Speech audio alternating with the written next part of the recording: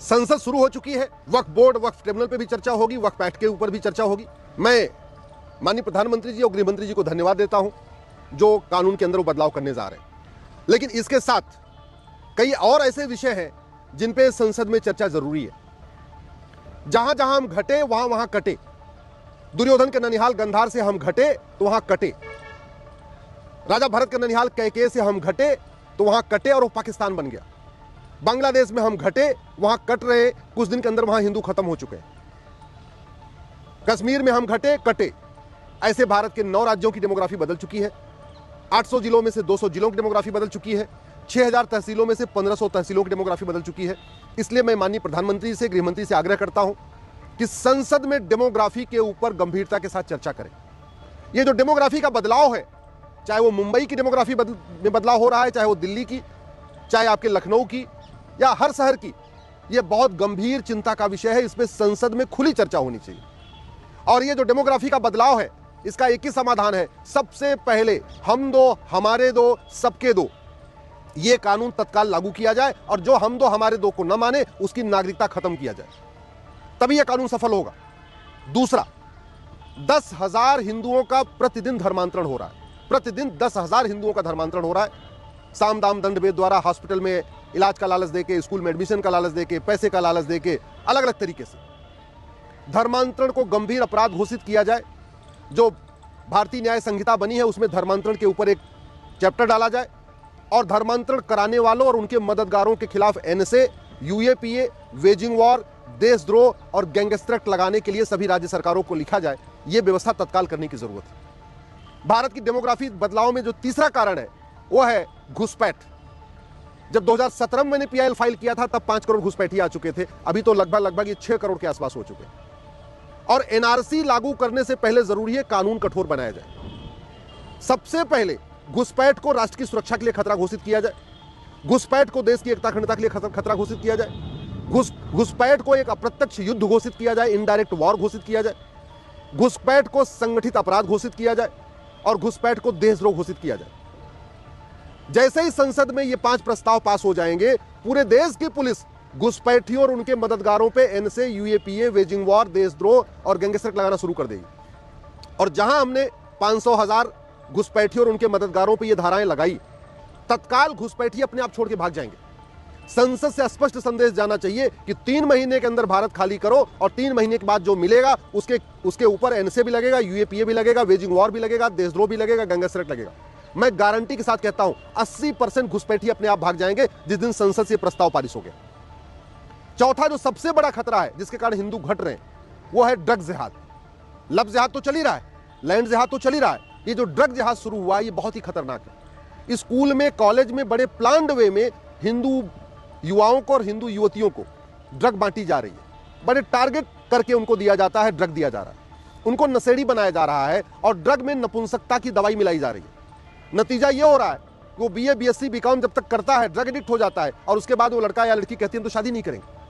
हिंदुओं की संख्या घटने का जो सबसे बड़ा कारण है, पहला कारण है जनसंख्या विस्फोट, दूसरा कारण है घुसपैठ, तीसरा कारण है धर्मांतरण और चौथा कारण है ड्रग जिहाद। नशा तस्करों को फांसी देने के लिए कानून बनाना बहुत जरूरी है। फास्ट ट्रैकिंग करना जरूरी है। जल्दी जल्दी मुकदमा हो इसके लिए नार्को पॉलीग्राफ ब्रेन मैपिंग कानून बनाना जरूरी है।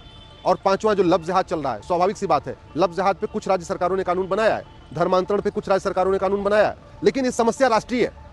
लब जिहाद कश्मीर से लेके केरल तक हो रहा है, ड्रग जिहाद कश्मीर से लेके केरल तक हो रहा है, धर्मांतरण पूरे देश में हो रहा है, घुसपैठिए पूरे देश में आके रुक रहे। इसलिए इस पे राज्य सरकारों को कानून बनाने की बजाय ये संसद में ही बनना चाहिए।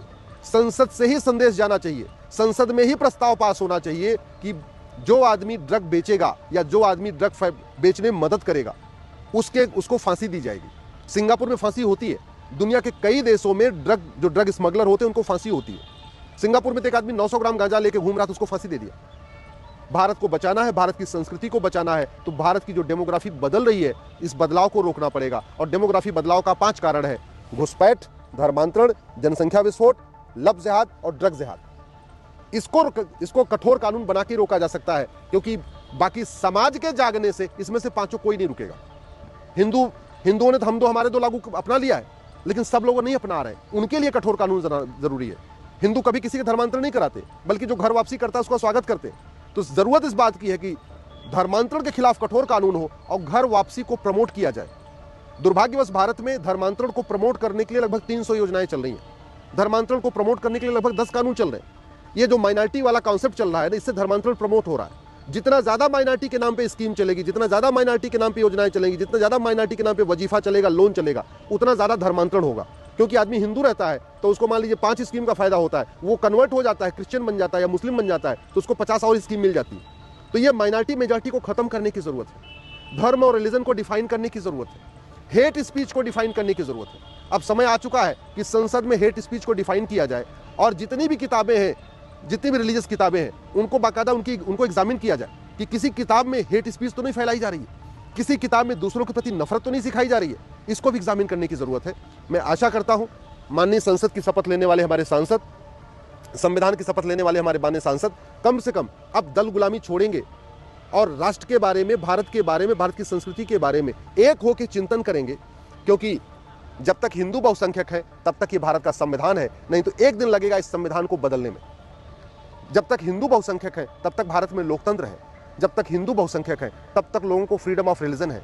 जब तक हिंदू बहुसंख्यक है तब तक भारत में सबको बोलने की आज़ादी है, लिखने की आज़ादी है, सोचने की आज़ादी है, अपनी पसंद से अपने वस्त्र पहनने की आज़ादी है। जब तक भारत में हिंदू बहुसंख्यक है तब तक लोगों को अपने पसंद का रोजगार करने का अधिकार है, तब तक अपने पसंद का व्यापार करने का अधिकार है। जब तक भारत में हिंदू बहुसंख्यक है तब तक लोगों को राइट टू फूड है, राइट टू स्पीच है, राइट टू इक्वलिटी है, राइट टू जस्टिस है, राइट टू लिबर्टी है, राइट टू कल्चर है, राइट टू कस्टम है। जब तक हिंदू बहुसंख्यक है तब तक भारत में समता, समानता, समरसता है। जब तक हिंदू बहुसंख्यक है तब तक भारत में वसुधैव कुटुंबकम की भावना है। जब तक हिंदू बहुसंख्यक है तब तक जननी जन्मभूमि स्वर्गादेव गरियसी की भावना है। जब तक हिंदू बहुसंख्यक है तब तक सर्वमंगल मांगल्य शिवे सर्वार्थ साधिके की भावना है। जब तक हिंदू बहुसंख्यक है तब तक ही सबका साथ, सबका विकास है। इसलिए हिंदू न घटे, भारत की डेमोग्राफी न बदले, जितनी बदल चुकी है धीरे धीरे ग्रेजुअली ठीक हो। इसके लिए संसद में चर्चा होनी चाहिए और मैंने तरीका वही बताया। सबसे पहले आपको 5 कानून बनाना पड़ेगा। आपको जनसंख्या नियंत्रण कानून बनाना पड़ेगा, धर्मांतरण नियंत्रण कानून बनाना पड़ेगा, घुसपैठ नियंत्रण कानून बनाना पड़ेगा, आपको ड्रग के खिलाफ कठोर कानून बनाना पड़ेगा, लफ्ज़ के खिलाफ कठोर कानून बनाना पड़ेगा। और ये नफरती जो स्कूल चल रहे हैं इन पे भी चर्चा होनी चाहिए। समान शिक्षा पे चर्चा होनी चाहिए, समान नागरिक संहिता पे चर्चा होनी चाहिए, समान धर्मस्थल संहिता पे चर्चा होनी चाहिए, समान कर संहिता पे चर्चा होनी चाहिए, समान पुलिस संहिता पे चर्चा होनी चाहिए, समान प्रशासनिक संहिता की चर्चा होनी चाहिए, समान न्यायिक संहिता पे चर्चा होनी चाहिए, जस्टिस विद इन ईयर पे चर्चा होनी चाहिए, जस्टिस फॉर ऑल पे चर्चा होनी चाहिए। और ये जो फर्जी केसेस चल रहे हैं इन पे लगाम लगाई जाए। इसके लिए ज़रूरी है कि झूठी शिकायत, झूठी गवाही, झूठा बयान, झूठी जांच, इसको गंभीर अपराध घोषित किया जाए। मैं माननीय सांसदों से आग्रह कर रहा हूं, अब आप दल गुलामी छोड़िए, अपने बच्चों के भविष्य की चिंता करिए और संविधान के अनुसार कठोर कानून बनाइए।